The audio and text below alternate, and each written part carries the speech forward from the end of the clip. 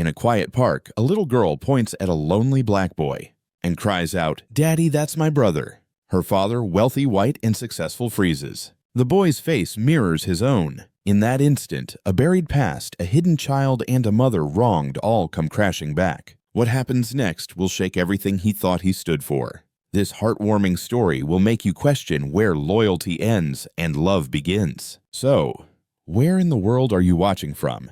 And is it morning, afternoon, or night where you are right now? On a quiet Sunday morning, the kind where the world feels a little softer and the light settles gently on everything it touches, Charles Holmes walked hand in hand with his 5-year-old daughter Jolie through the winding trails of Lincoln Park. The leaves on the trees were just starting to change golden along the edges, catching hints of the fall to come. It was the sort of morning that made you feel like life was manageable again, quiet still, even kind. Charles, a man nearing 50, moved with the reserved confidence of someone used to being in control. His tailored blazer and well-shined shoes stood out in the casual air of the park, but nothing about him seemed performative. He wasn't a man who needed to prove anything. Not anymore. These walks were for Jolie. They were his promise to her, and in some unspoken way, to the woman who had once stood between them, Madeline, his late wife. She'd been gone for 2 years now. Jolie remembered her in flashes. Charles remembered her in waves. Jolie, in contrast, carried herself like the world was hers to discover. Her curls bounced as she skipped ahead in pink sneakers, a stuffed giraffe tucked under one arm, her other hand firmly holding her father's. She talked nearly the entire time, switching from the book they had read the night before to the squirrel she spotted darting across the path to whether dogs could eat grapes. Charles listened with a patience that surprised even himself. He wasn't always this way. Work used to take more of him, but after losing Madeline, he had decided no. He had sworn he would never miss another moment. He didn't have to. They were nearing the open plaza by the fountain when Jolie suddenly stopped. Her grip on Charles's hand tightened, and her voice dropped into a kind of wonder. "Daddy." "That's my brother," she said, pointing with her free hand. Charles turned, following her gaze, expecting to see someone familiar from daycare, maybe a neighbor. But the boy, sitting alone on the edge of the fountain, wasn't anyone Charles had seen before. He was maybe 8 or 9 years old, African-American, skinny, but upright, his back straight, as if he'd taught himself to take up as little space as possible, while still keeping his pride. He had a small, worn box in his lap and was tracing his fingers along the corners, like he was trying to memorize them. Charles raised an eyebrow. "What did you say?" Jolie didn't look away from the boy. "That's my brother," she repeated calmly, like it was a fact. "He looks like me. And he looks like you." Charles squinted, something in her voice catching his breath. He looked again, this time with focus. The boy's eyes were strikingly blue. Not pale, not icy, but deep, steady, almost familiar. His cheekbones and jawline held a structure that nudged at something inside Charles's memory, and for a moment, he felt his throat tighten. He brushed the feeling off. Coincidences happened. The world was full of people who looked like other people. Jolie tugged at his arm. "Can we go talk to him?" Charles hesitated. A strange, guilty curiosity flickered inside him. He should say no. He didn't know the boy. He didn't know his situation. But something about that look in Jolie's eyes, earnest, trusting, unshakable, softened his resistance. He nodded. "Okay." Just for a minute, they walked slowly across the plaza. The boy noticed them approaching, but didn't move. His hand stopped moving around the box. His posture remained still, unreadable. Charles crouched a few feet away and spoke gently, like he might spook a bird. "Hey there," he said, his voice calm. "Mind if we say hi?" The boy shrugged, barely moving. Jolie, without hesitation, plopped down, cross-legged next to him, smiling wide. "Hi, I'm Jolie. That's my daddy. What's your name?" The boy looked at her, then at Charles, then back to the box. Finally, he answered barely above a whisper. "Baron." "Baron," Charles repeated. "Nice to meet you."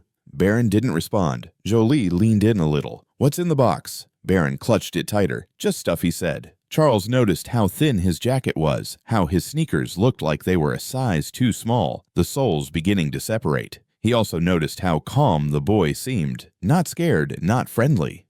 Just still.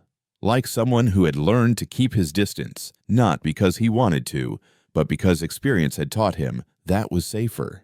"Are you here with someone?" Charles asked. "Your parents?" Baron hesitated. "My mom's name is Alicia. She's sick." "Is there someone we can call?" Charles offered, trying to keep his voice neutral, gentle.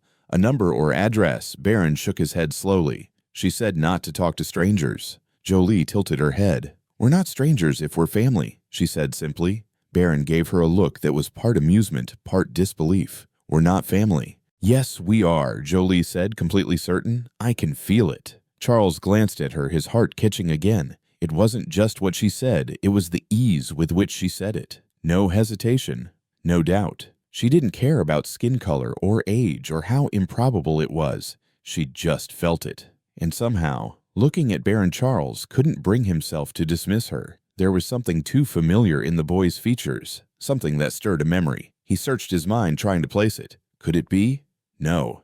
That was almost a decade ago. A mistake. A moment. Long buried. A name it hurt to recall. "Are you hungry?"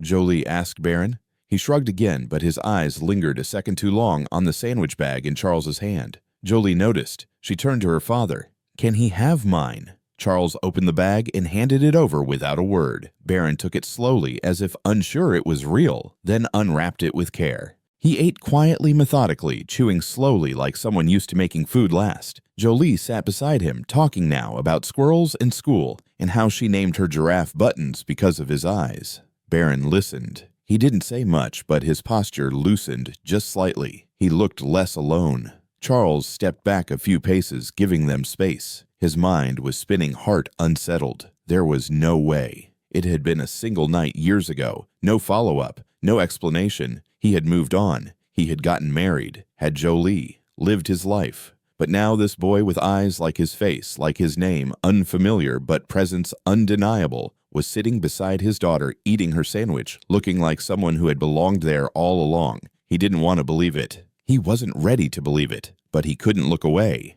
Jolie laughed at something Baron said, his first real response. It was quiet, almost shy, but it made her giggle. Charles watched them, something pulling tight inside his chest. He didn't know it yet, but something irreversible had just begun. The office was quiet, unusually so. The kind of stillness that makes you aware of your own footsteps, your own breath. Charles Holmes arrived just after sunrise, earlier than usual, carrying with him a weight he hadn't been able to set down since the moment Jolie pointed across the park and said the words that had split open something he thought was sealed tight. "That's my brother." He had heard it, dismissed it, then couldn't stop thinking about it. It wasn't the kind of sentence a child Jolie's age made up for fun. She had said it with certainty, with the kind of instinct that came from somewhere deeper than logic. He hadn't slept well. The boy Baron was still in his head, that face, those eyes. It wasn't just imagination. It wasn't just a passing resemblance. It was something else. Charles set his coffee down on the edge of his desk without tasting it. The computer screen glowed softly as he logged in, the familiar company logo blinking at him before settling. His hand moved to the mouse, hesitating just a moment before he opened the employee archives. The system had changed over the years, but he still had access to records going back more than a decade. He clicked into the search bar and stared at it, unsure exactly what he was looking for, until the name came to him, quiet but clear. Alicia. He typed it in. Alicia Lawrence. The search results came up faster than expected. Only one profile matched. Alicia A. Lawrence. Hired 11 years ago. Terminated just over 9 years ago. He clicked into the file. There was a headshot.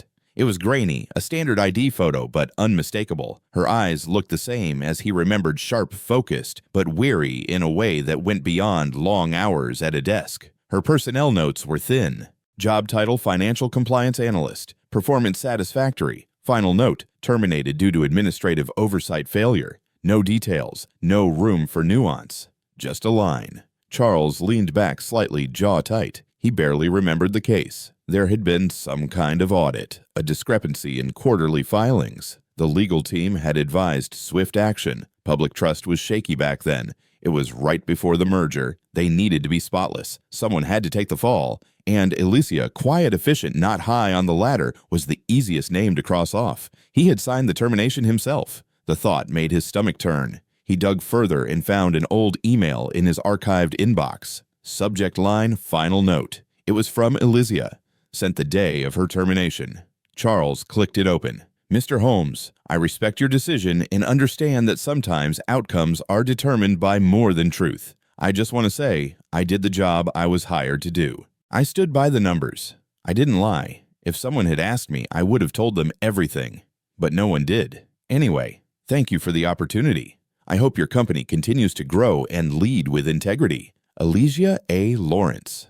There was no bitterness in her words, no accusation, but the dignity in that email felt louder than anything else Charles had read in years. And that final line, it stung. I hope your company continues to grow and lead with integrity. He had never replied to her, not even a thank you. At the time, it hadn't felt necessary. She was just one of many. Now he felt ashamed for how easily he had looked away. The question in his mind was no longer vague. It was sharp. Was Barron her son Charles opened a public records directory and began looking into background data, no hacks, just what anyone could search with enough motivation. He entered her full name, current location filters, a few dead addresses, and then a match.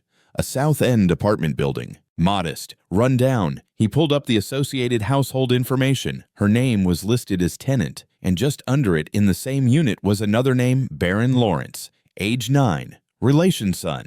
He stared at the screen. There it was. No maybe. No speculation. Barron was Elicia's son. The same woman he had helped fire without a hearing, without a conversation, without a single word of real human concern, now had a child living with her in a part of town he didn't drive through anymore, and that child might very well be his. He scrolled further. There was no father listed on Barron's public school registration. Emergency contact, Elysia Lawrence only. The boy's birth certificate wasn't available digitally. Some older records still required in-person request, but the pieces had aligned enough to make one thing clear: the timeline fit. The circumstances fit. The resemblance.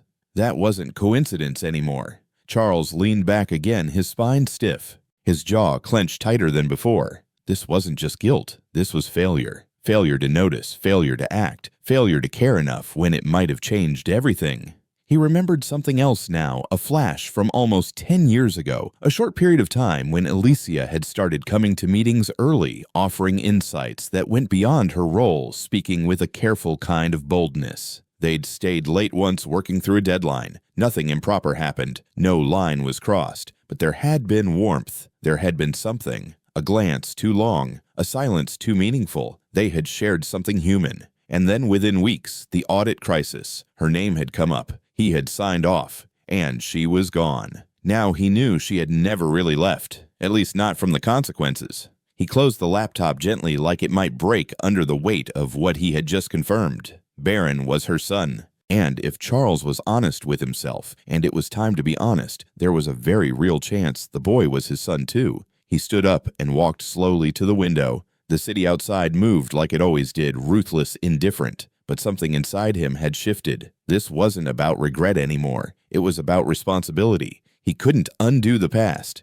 but he could decide what kind of man he was going to be now. He had a name, he had an address, and he had a truth that was no longer avoidable. Tomorrow he would go to her. Tomorrow he would knock on her door, not as a businessman, not as a former boss, but as a man who might have a son, and finally wanted to know him. Charles had driven through that neighborhood before, though not in years, and certainly never with a purpose like this. It was the kind of place that whispered stories through its peeling paint and cracked sidewalks, not loudly, not seeking pity, but in the same quiet endurance he now recognized in her eyes. He found the address, a narrow brick complex nestled between a shuttered laundromat and a bodega with sun-faded signs. He parked across the street, sitting for a few moments behind the wheel, with the engine off, watching the curtains in the unit he believed to be hers shift slightly in the wind. It was late afternoon. The sun hung low, casting long shadows that reached across the street, like reminders of things left unresolved. He didn't rehearse what he'd say. He didn't have a speech. He only had a feeling, an ache, a question, and the faintest hope for an answer that would feel more like truth than permission. He crossed the street, heart heavier with every step, and climbed the chipped concrete stairs to the second floor. Apartment 2. B. The number on the door was faded, barely holding on to its glue. He hesitated before raising his hand, then knocked twice firm, then once softer, as if the door might understand the difference. For a moment, nothing. Then the sound of the chain sliding. The door opened halfway. She looked almost exactly the same. Her hair was pulled back looser now, a few strands escaping around her temples. Her expression was unreadable, her eyes alert but not surprised. It was as if she had known he would come one day, just not which day. She said nothing. Charles cleared his throat. "Alicia," he said. His voice was quieter than he'd meant. If you've come to apologize, do it from the hallway," she said, not moving. Charles nodded slowly, processing her tone, measured, not cruel, just precise. She didn't open the door any wider. She didn't step out. "I saw your son," he said, "at the park." That earned him a reaction. A flicker behind her eyes, then a soft, nearly imperceptible inhale. She didn't speak right away. Finally, she unlatched the door, opened it just wide enough to step aside. "You have 5 minutes," she said. "Then I want my evening back." The apartment was clean but worn. Everything had a purpose, nothing decorative without reason. The scent of something stewing in the kitchen lingered, spices, onions, something rich. The furniture was old but kept. Barron's books were stacked on a small table near the window. A school backpack leaned against the wall. The space was small but lived in. Charles took it in silently. Barron appeared from the back room a moment later, barefoot and holding a pencil. He stopped cold when he saw Charles. His eyes narrowed not with fear, but something closer to confusion and recognition. "You're the man from the park," Barron said. His voice was clear, measured for a boy his age. "Why are you here?" Charles felt his chest tighten. He opened his mouth, then closed it. Alicia turned toward her son. "Barron, go finish your assignment." The boy didn't move right away. "Is he in trouble?" he asked. "No," she said. "He's just late." That was enough. Barron gave Charles one last look, then turned and disappeared into the back again. The door clicked softly. Alicia gestured to the small table near the kitchen. "If you need to sit, sit. If not, speak." Charles sat slowly, hands on his knees. "I came because I didn't know," he said. "Not really. Not then. Not until yesterday." Alicia didn't sit. She leaned against the counter, arms crossed, eyes locked on him. "You mean you didn't remember me?" she said. "I remembered you," he replied. "I didn't remember everything. I didn't ask what I should have asked, and I didn't look when I should have looked." Alicia tilted her head, her mouth tight. "You didn't ask because you didn't have to," she said. "That's how it works, Charles. When someone like me makes a mistake or is accused of one, you don't ask questions. You just sign papers." Her voice wasn't raised, but it was sharp, clear, each word polished by years of holding back. "I went back through the records," Charles said. "I read your email. I read everything I should have read years ago." She looked down for the first time, not in shame, but as if weighing whether she had the energy to keep speaking. "Why now?" she asked quietly. "You think saying sorry makes up for silence?" "No," he said. "I don't." She looked up again. "Then what are you here for? You want forgiveness, some absolution to help you sleep better at night?" "No," he said again. "I want to know the truth, all of it, because Barron might be my son." The words hung in the air. No dramatic gasp, no shift in posture, just a silence that thickened by the second. Then softly, "He is." Charles nodded once, his throat tightened. "Why didn't you tell me?" Alicia's eyes glinted. She pushed off the counter, taking a step toward him. "Because you didn't ask," she said. "Because you didn't look for me. Because after that night, you went back to your life, and I got told to pack my desk. And because I was pregnant and alone, and I decided that if the man who helped push me out couldn't bother to ask if I was okay, he didn't need to know I was carrying his child." Charles didn't respond. There was nothing he could say that wouldn't sound like a reason wrapped in an excuse. She was right. He hadn't asked. He hadn't looked. "I don't want anything from you," Alicia continued. "I don't need your money. I don't need your guilt. I raised him. I feed him. I keep the roof over our heads. He's smart, kind, and he knows who he is without needing your last name." "I believe you," Charles said quietly, "but he deserves the truth, and so do you. I'd like to be part of his life if you let me." She looked at him, not softening, but searching, as if trying to decide whether this man in front of her was different from the one who had once stayed silent. "You don't get to claim him," she said. "Not until you prove you're not just another man trying to rewrite his failures into a legacy." "I'm not asking you to believe me now," he said. "Just let me do the test. Let's start there." Alicia held his gaze for a long moment, then nodded once. "You want proof, fine. We'll get it. But don't come back here until you have something to show me. Not a speech, not a feeling. Something real." Charles stood steady. "Thank you." She walked him to the door, but didn't open it for him. He let himself out. As he walked down the stairs, the sun was beginning to dip behind the buildings. The shadows were longer now, but his steps were more certain. There was no resolution yet, no forgiveness, no reunion, but there was a door that hadn't slammed, and that, for now, was enough.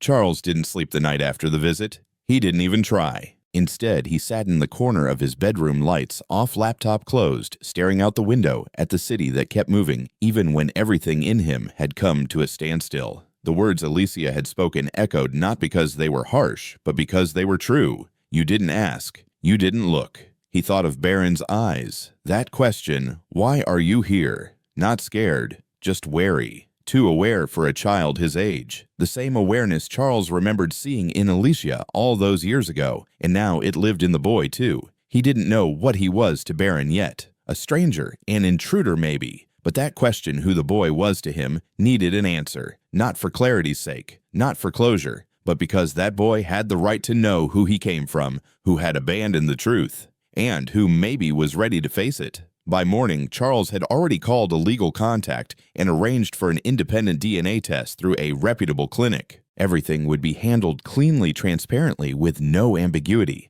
Alicia responded to his message with just one line. "We'll come Thursday. Don't be late. No emotion, no opening. Just logistics." It was enough. At the clinic, Charles arrived early. He sat in the waiting room, hands clasped, stomach churning in a slow, quiet rhythm that reminded him of the first time he'd waited to hear if a business merger would go through. Except this felt much heavier. This wasn't about money or reputation. This was about blood, about truth, about showing up even if it was 10 years too late. Alicia walked in exactly on time. She didn't speak to him beyond what was necessary. Baron walked beside her, holding her hand. He didn't look at Charles. Not out of anger, just uncertainty. Charles didn't push, didn't wave, didn't smile. Just acknowledged the boy with a nod and sat still. The technician was polite and efficient. Swabs taken, forms signed. No unnecessary questions. It was clinical, brief. And when it was done, Alicia stood up, took Baron's hand again and said, "We'll wait for the results. Until then, don't come by." Charles nodded. He didn't argue. He just said, "Okay." The next few days passed like fog. He went to work, held meetings, signed approvals, but everything was background noise to the one question playing over and over in his head. What if it was true? And if it wasn't, why did it feel like it already was? He didn't wait for the results to start acting like something had shifted. The following Saturday, he took Jolie to the park, the same one where it all started. Baron was there again, sitting by himself, drawing something in a notebook. Alicia sat nearby on a bench, her eyes scanning the park, but never missing her son. Charles didn't approach. Instead, he sat across the field with Jolie letting her play, watching from a distance. When she noticed Baron, she ran over. No hesitation, no instruction, just instinct. "You remember me?" she asked cheerfully. Baron nodded, still quiet. "I brought crayons this time," she offered, holding out her hand. He hesitated, then took one. From where he sat, Charles watched as the two children sat side by side in the grass, sketching something only they could understand. Jolie would say something. Baron would nod, occasionally smile. Alicia didn't move from her bench. She didn't need to. The next day, Charles came back alone. Baron was there again. Charles sat a few feet away and opened a small brown paper bag. "I brought apple turnovers." "Still warm," he said without looking up. Baron didn't answer right away. Then slowly he walked over, took one, and sat a few feet away. They didn't speak for the first 10 minutes. Just sat, chewing, watching a group of kids play tag near the fence. "You ever play chess?" Charles asked eventually. Baron shrugged. "A little. I've got a board in the car. You want to try?" Baron didn't answer. But the next day, he came with his own board. Over the next few days, they played twice more. Never for long, never with pressure. Just two people sitting near each other, occasionally talking, mostly not. It wasn't much, but it was more than silence. And Charles never brought up the test, never said anything about blood or truth. Just let the minutes pass the way kids do softly, without agenda. Then came the envelope. It arrived at Charles's office sealed and plain. He didn't open it right away. He sat with it in his hand for a long time, his thumb brushing over the flap. Then he opened it, read it, and closed it again. Positive. Baron Lawrence, biological son of Charles Holmes. He sat in silence. He didn't cry, didn't smile, just breathed. It wasn't surprise. Not anymore. It was confirmation. And with confirmation came weight. That evening, he went back to the apartment. No call, no text. He knocked. Alicia opened the door, saw the envelope in his hand, and stepped aside. Inside, Baron was in the other room, his door slightly ajar. Charles didn't raise his voice. "I have the results," he said. Alicia took the paper, read it carefully, then folded it once and placed it on the table. Silence stretched. "I'm not here to claim anything," Charles said finally. "Not to fix what I broke. I want to do this right. Whatever that looks like." Alicia nodded once slowly. Then, for the first time, her voice softened. "He's a good kid," she said. "I can tell." She looked at him. "And he's mine. Always will be." "I know," Charles said. She didn't offer a seat, but she didn't ask him to leave either. And that quiet unsaid was a start. It started as a peaceful day. The kind of Saturday morning that had no intention of becoming anything more than an afternoon at the park. Charles had offered the idea gently, half expecting Alicia to decline. To his surprise, she didn't. She agreed with her usual short nod, no fuss, no warmth either. Just a quiet all right, as if to say, "Don't read into this." They met at the same park from a week ago, neutral ground, wide open spaces, enough distractions to avoid eye contact if needed. Charles had arrived early with Jolie bringing a picnic blanket, juice boxes, a worn frisbee, and a quiet hope that no one would storm off before noon. Alicia arrived on foot, with Barron trailing behind his sketchpad, tucked under his arm, eyes scanning for Jolie. She spotted him first, shouted his name with delight, and dashed across the grass like it was their private world. Alicia stayed a few paces behind sunglasses, on purse clutched like armor. Her shoulder had barely started to heal from the stress of the week, and her back bore the tension of someone who wasn't here to relax. She sat on a bench near the walkway while the children played. Charles stayed nearby, cautious, respectful. He didn't crowd her,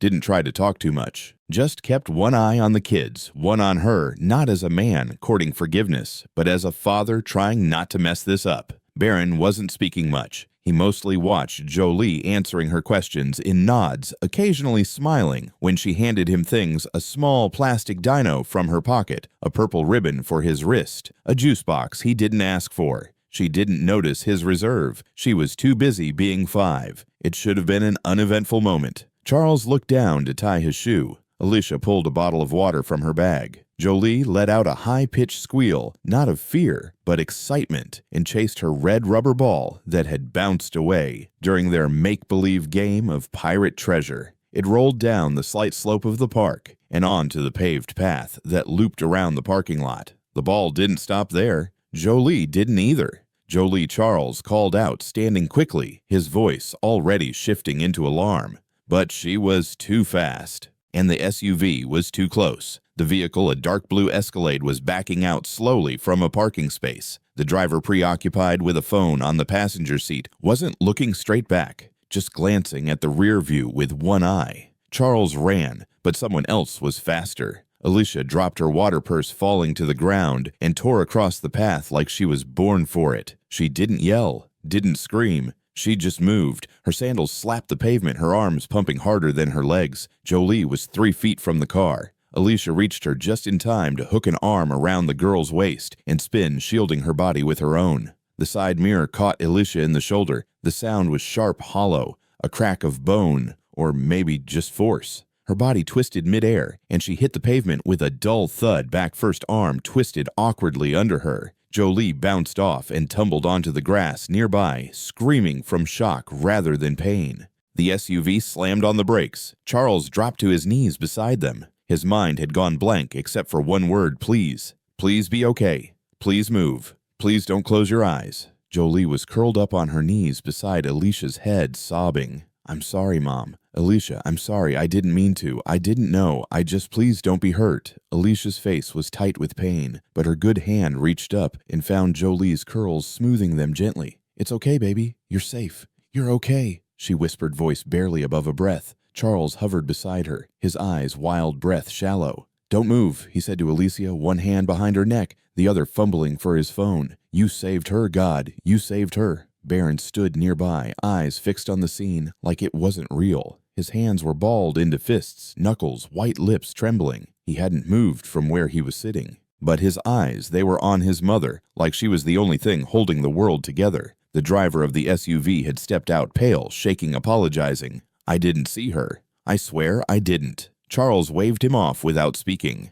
The ambulance sirens were already approaching. The ride to the hospital felt longer than it was. Charles sat between Jolie and Alicia in the back of the emergency vehicle. He didn't let go of either of them. Jolie had stopped crying, but she refused to let go of Alicia's good hand. Charles squeezed her other shoulder gently, murmuring small reassurances, trying to convince himself, as much as the others, that it wasn't worse. In the ER, doctors moved with efficient concern. X-rays, ice packs, painkillers. Alicia winced through all of it but never cried out. Charles answered most of the questions. Jolie sat in his lap now, drawing shapes on a napkin with a pen a nurse had given her. Every few seconds, she'd look up toward Alicia on the gurney to make sure she hadn't disappeared. Baron stood in the doorway, rigid, his face unreadable. He stared at his mother the whole time as if memorizing every breath. She's going to be okay, Charles finally told him. Baron didn't respond right away. Then he said softly, "She always is."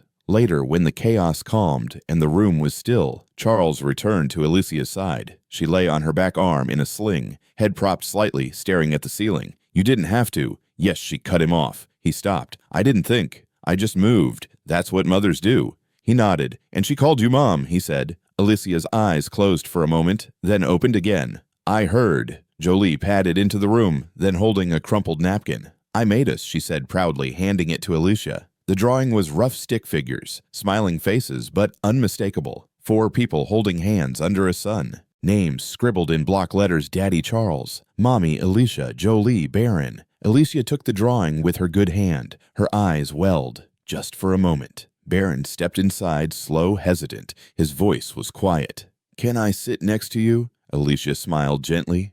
"You always can." Charles stood in the corner, silent, for once not needing to speak, just standing in the middle of something that was becoming real and worth saving. The idea came casually, but the moment felt anything but. It was the first time Charles had invited her really into his home, not for some grand gesture or apology, but for something as human and humble as dinner. He hadn't planned the words. They just left his mouth while standing in the hallway of her building, 2 grocery bags in hand, Jolie humming on the floor nearby with crayons, Baron on the couch reading in silence.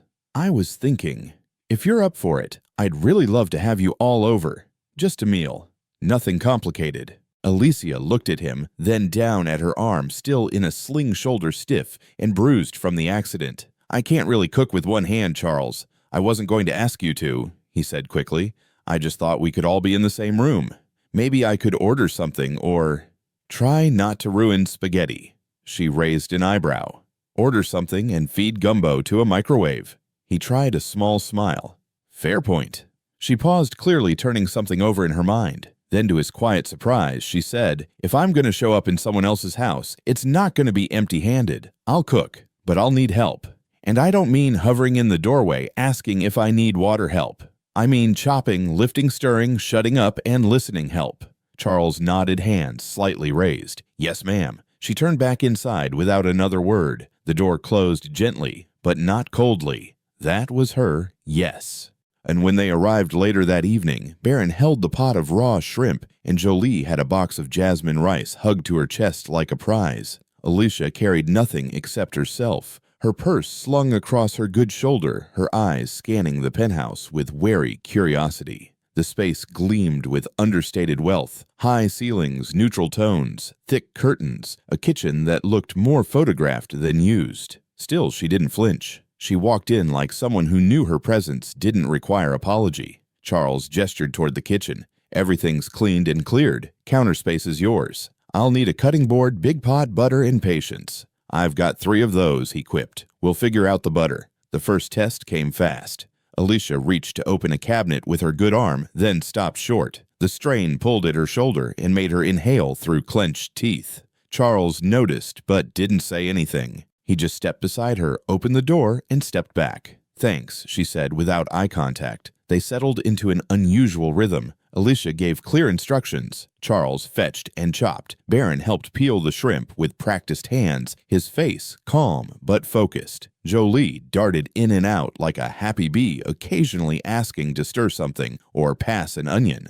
Alicia let her sprinkle seasoning into the pot, watching her with both amusement and caution. "That's enough cayenne," she said once gently but firm. Jolie giggled. "Oops." The gumbo started to come alive, slowly. Onions, peppers, celery, butter, flour stock. The roux darkened carefully, and Alicia stood over the pot like a conductor guiding Charles's every movement with a grace that didn't need two arms to command a kitchen. When he stirred too fast, she corrected him. When he salted too soon, she gave him a look. But it wasn't annoyance. It was familiarity. They were building something stir by stir. At one point, she stepped back to rest her breath, catching slightly. Charles noticed. "Do you want to sit?" "I'm not fragile, Charles." "I know," he said quietly, "but you don't have to do everything tonight." "I'm not doing everything. I'm just doing enough to remind myself I still can." Barron looked up then, as if hearing something deeper in her words. He didn't say anything, but he walked over, took the ladle from her hand, and stirred the gumbo slowly. "I got it, Ma," he said. She looked at him, eyes softening. "I know you do." Dinner was served just as the sun began to dip beyond the tall windows. The city outside glowed gold, but inside the light was warm and low. They sat at the round oak table, Charles, Alicia Barron, and Jolie, each with a bowl in front of them, steam rising like a silent welcome. Jolie slurped a spoonful immediately and let out an exaggerated gasp. "This is better than pizza." Barron tried his, nodded slowly, and gave a quiet approving ma'am. Charles tasted last. He closed his eyes for a second as the flavor hit him, layers of depth heat comfort. He looked at Alicia. "This is the best thing I've eaten in my life." "Don't lie," she replied. "I'm not," he said, serious now. "It tastes like you meant it." She paused, then gave him the smallest of smiles. "That's the only way I cook." Jolie reached across the table, dropping a crayon-colored napkin beside Alicia's bowl. "I made us again," she said. The drawing had changed this time. They were holding hands under a gumbo pot shaped like the sun. Charles stood, picked up the pitcher, and refilled everyone's glass. Then he paused, took a breath, and refilled Alicia's glass, last not out of oversight, but intention. When he set it down in front of her, their eyes met. She didn't thank him, but she didn't need to.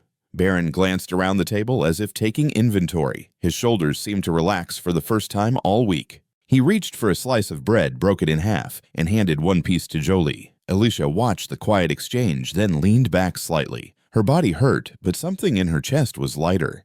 Charles cleared his throat. "I never did this before. I mean, sit down and eat like this, with people I care about. Not because I was avoiding it, I just never made space for it." "Well," Alicia said, "there's space now."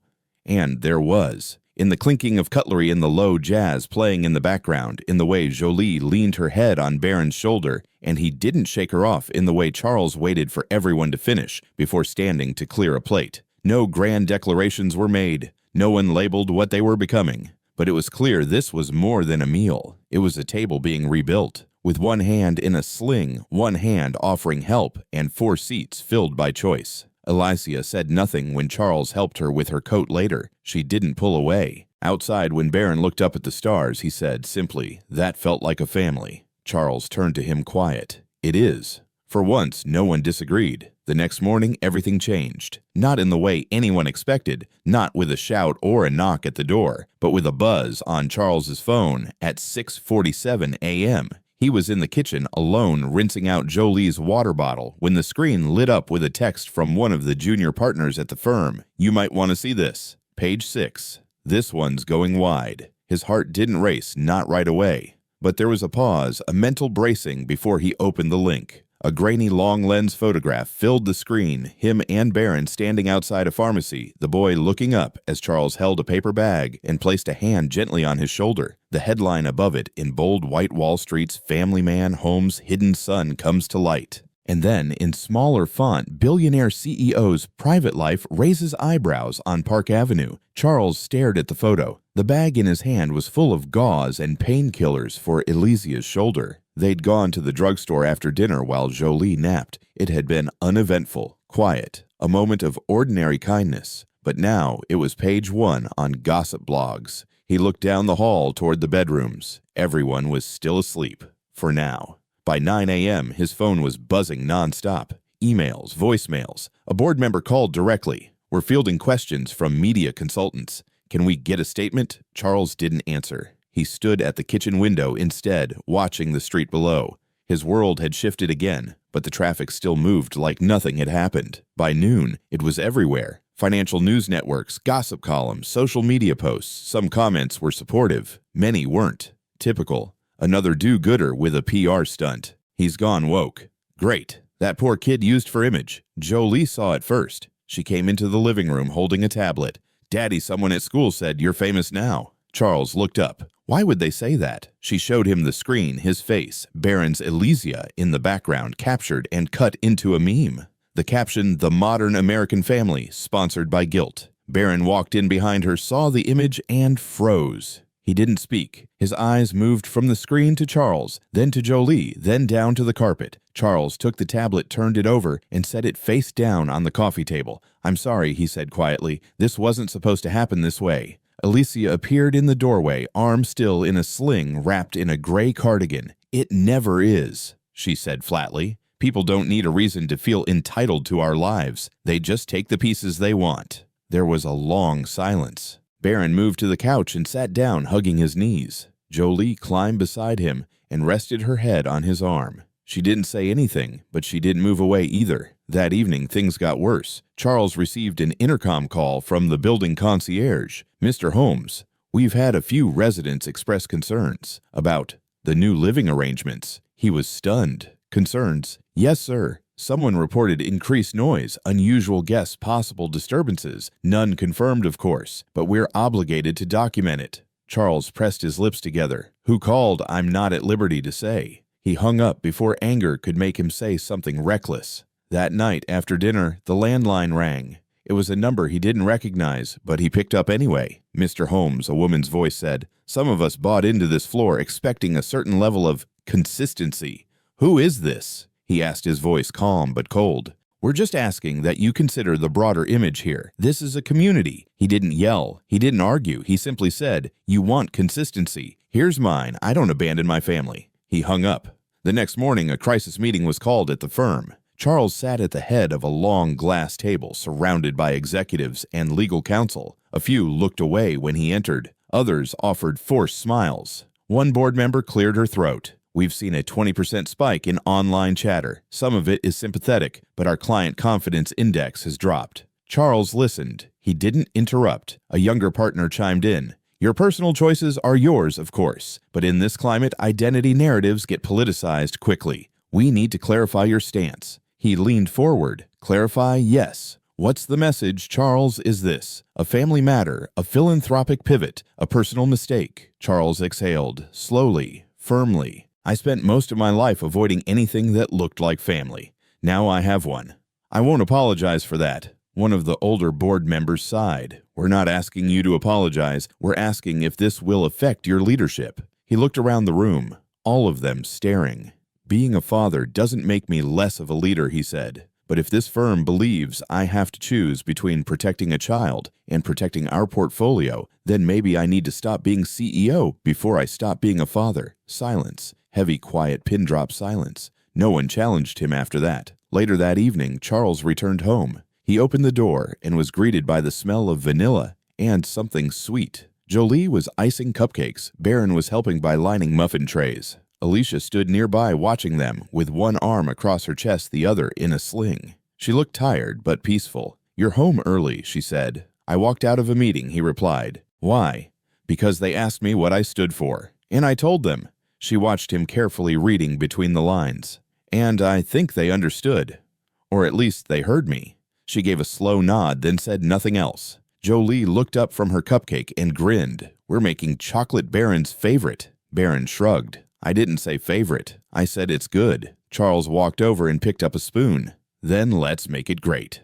2 days later, the air had begun to settle around them, but the echoes hadn't completely faded. At breakfast that morning, Baron had been unusually quiet, stirring his cereal until it turned soggy. Jolie had tried to cheer him up by sticking raisins onto her pancakes to make a smiling face, but he'd barely lifted his eyes. Elysia noticed, but didn't push. She simply packed his lunch more carefully than usual, slipping in a note written with her non-dominant hand. "You are enough always." Charles, meanwhile, had been half listening to another radio segment dissecting his family controversy, only switching it off when Jolie came in humming.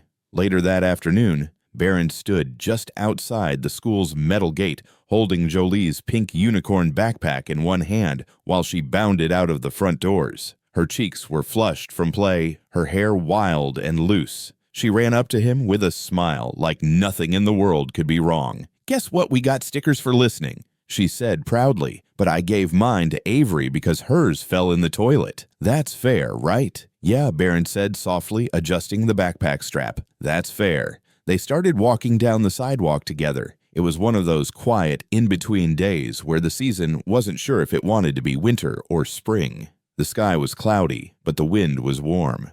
Jolie skipped a little, letting her fingers brush the hedges along the street. Then it happened. A group of 3 boys around Jolie's age, kids from the same class, maybe a grade older, were kicking a soccer ball in the side yard of a brownstone. As Jolie and Barron passed, the ball rolled toward them. Barron reached down and kicked it gently back, just as one of the boys shouted, "Hey, thanks." "Wait, Jolie, is that your driver?" Jolie blinked. "What, that guy?" The tallest boy pointed at. Barron then laughed. "Your dad hired him or something." "No," she answered, confused. "Oh, so he's your brother," another boy said, cocking his head and smirking. "But you're white." "Yeah," said the third. "You're like super white." "And he's not." Barron froze mid-step, his shoulders visibly stiffening. Jolie stepped in front of him. "He is my brother," she said, voice louder this time. "And so what if we're different colors?" One of the boys snorted. "He looks like chocolate and you look like milk. That's messed up." Jolie's eyes flared, her face turning a shade of red only a child gets when she feels something big and unfair and doesn't have a grown-up word for it. She took a single step closer and pointed right at them. "His skin is chocolate," she snapped, "and yours is the color of cement. Ugly, boring cement." The boys laughed, surprised. "Cement?" "Yeah," she said fiercely. "Cement cracks. Chocolate doesn't. So who's better now?" She grabbed Barron's hand and pulled him away. Barron didn't say a word at first. They walked a block in silence, the kind of silence that crackled with things neither of them knew how to explain. His fingers were slightly trembling in hers, and she held on tighter. After another minute, she looked up at him. "I don't like when people talk like that." He nodded. "Me neither. They're stupid. They're just repeating what they hear," Barron said, voice quiet. "From someone. They should stop." "I know." They walked another block. Then Barron spoke again, softer than before. "Why'd you do that? Say what you said. You didn't have to." Jolie looked up at him like he had just asked the most ridiculous thing in the world. "Because it's true, and I'm not letting anyone be mean to you. That's what sisters do." Barron's lips twitched. Just a little. Not quite a smile, but something close. He looked straight ahead, blinking faster than usual. "Thanks," he whispered. From a car parked across the street, Charles sat still behind the wheel. He hadn't meant to follow them exactly, but after the week they'd had, and the media still circling like vultures, he didn't want Barron to feel exposed. So he parked discreetly, just in case. He saw the whole thing. Every insult, every retort, every ounce of courage packed into that tiny girl in a glitter-covered jacket. He hadn't intervened. He hadn't needed to. Watching Jolie pull Barron away, fingers laced tightly, he felt something deep and sharp twist in his chest. It wasn't just pride. It was humility, awe, that someone so small could know so instinctively what was right and act on it without hesitation. While so many adults danced around discomfort, she had cut through it with a single line. Cement cracks. Chocolate doesn't. That night at dinner, they didn't talk about it directly. Charles didn't want to make it bigger than it already was, but he did reach over during dessert and quietly placed a small napkin-wrapped bundle beside Barron's plate. "What's this?" Barron asked, unwrapping it. Inside was a folded pin, an old worn copper chess piece, a knight the base polished smooth by time. "My grandfather gave me that when I was 10, Charles said. Said it was for when I did something brave. I think you earned it today." Barron stared at the piece. Then he looked up, his expression unreadable. "I didn't do anything he said." "You didn't walk away," Charles replied. "You let her stand beside you." Jolie leaned across the table, and I won. Alicia, sitting with one arm still cradled in a sling, smiled gently and reached for Jolie's hand. "Yes, sweetie, you did." The next morning, Charles found Barron sitting by the window, holding the knight in his palm.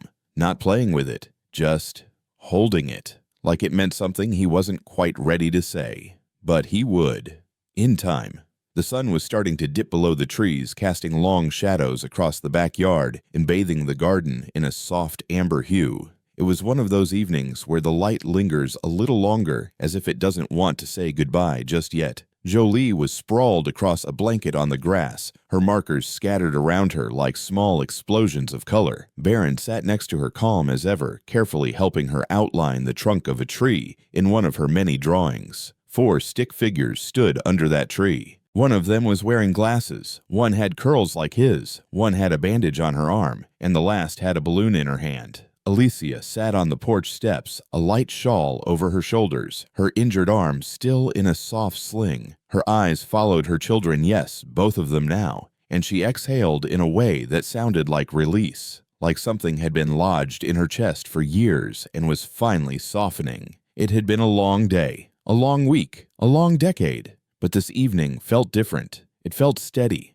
Charles stepped out of the house, his usual business gait slower, now more grounded. He carried a small wooden box in his hand, the kind you don't bring out unless something inside it matters. He didn't say anything at first, just stood near the edge of the porch, watching Alicia as she watched their children. Then he took a slow breath and sat beside her, holding the box in his lap, like it might disappear if he let go. "I had this made," he said, voice quiet. "Didn't really know if it was the right time. But then again, I don't think there's ever a perfect time. There's only now." Alicia turned toward him. Her expression was unreadable at first, still guarded, still protective of the heart that had been mishandled one too many times. But she didn't pull away. Charles opened the box. Inside was a silver ring, simple and smooth. No diamonds, no fanfare. Just 4 names engraved in a circle, as if they had always been meant to stand together. Alicia, Baron, Jolie, Charles.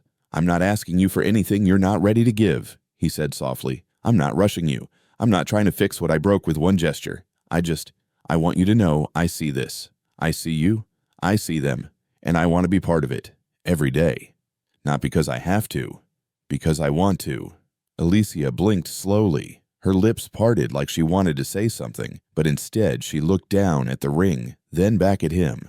There was no dramatic music, no cinematic swelling of strings, just the sound of the wind brushing past the fence and the kids laughing in the yard. "May I?" she asked. He nodded. She picked up the ring and slid it onto the middle finger of her right hand. It wasn't tradition, but it was hers. The band fit perfectly, like it had been waiting. "You didn't have to do this," she said, her voice barely louder than the breeze. "I know," he said, "but I needed to." Their eyes held for a beat too long, and for once, neither of them looked away. Then, like clockwork, Jolie's voice sliced through the calm. "Wait, was that a proposal? Did I miss the kiss part?" Baron groaned. Nobody kissed Jolie, but he gave her a ring, she declared, running over with the picture she'd just finished. "Look, I even drew it before it happened. See, we're a family under a big tree, and the balloon means it's a celebration." Alicia looked at the drawing, her eyes glassy now. "That's beautiful, baby," she said. Charles smiled, taking in the scene, Jolie beaming, Baron grinning despite himself, and Alicia finally allowing herself to breathe in the moment. So Jolie said, hands on her hips, "Are we getting married or not?" Charles leaned forward and ruffled her hair gently. "Sweetheart," he said, "what we're doing right now, being here, being together, that's the most important kind of promise there is. But weddings have cake," Jolie replied. Everyone laughed, even Alicia. "Maybe someday," she said, glancing at Charles with the hint of something new in her gaze. "Trust maybe, or something on its way there." Baron chimed in. "As long as I don't have to wear a suit." "You will," Charles said. "Nope, I'll bribe you with chess sets." Baron considered. "Fine, but custom pieces." "Done." Jolie twirled in a circle, delighted. "Then I'll get to be the flower girl, and Mama can wear a long, pretty dress." And Jolie Alicia cut in, not scolding, just smiling. "Breathe, sweetheart." The light faded a little more, and the family sat together on the porch steps, sharing silence that didn't feel heavy anymore, just full. Later that night, after the kids were asleep, Alicia stood by the window in Charles's apartment. The city looked softer from this high up, less frantic, less indifferent. The ring caught the light from the kitchen, a small glint on her finger. She turned it slowly with her thumb. Charles approached quietly. "You okay?" She nodded. "Tired, but yeah, okay." He stood beside her, not touching her, just close enough that she could feel the warmth of his presence. "Jolie's got your spirit," she said. "Baron's got your strength." They didn't say anything for a while. Then, almost in a whisper, she added, "Maybe I was scared that if I let you stay, it would mean I'd have to forgive everything." "You don't," Charles said. "You don't owe me forgiveness." "You don't owe me anything." I just want the chance to be here, to earn it. Every day. She looked at him, her eyes no longer guarded. Well, she said, turning back to the window, you've got tomorrow. And the day after that, he replied, and together they stood in the quiet of that room, the hum of the city below them, and a future still uncertain, but this time not unwelcome, not perfect, not wrapped up, but real. And for them tonight, that was more than enough. The sky was an immaculate stretch of pale blue, not a single cloud in sight. The breeze that swept across the gardens of West Elm Estate carried the scent of blooming jasmine and peony, the kind of scent that lingered just long enough to remind everyone that something new was beginning.